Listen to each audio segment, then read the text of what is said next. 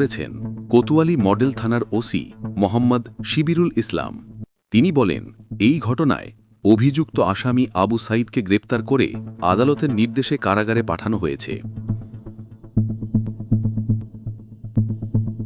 Mymensingh medical college হাসপাতালের police ক্যাম্পের in charge Jasimuddin বলেন, গত রোববার জেলার হালুয়াঘাট উপজেলায় আনুমানিক রাত ৯টার দিকে ২০ বছর বয়সী এক তরুণী ফাঁসিতে ঝুলে আত্মহত্যা করেন।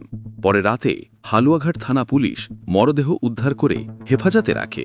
পরদিন সকাল ১১টায় ডোম আবু সাইদ ও আরেকজন তরুণীর মরদেহ হাসপাতালের মর্গে নিয়ে আসে।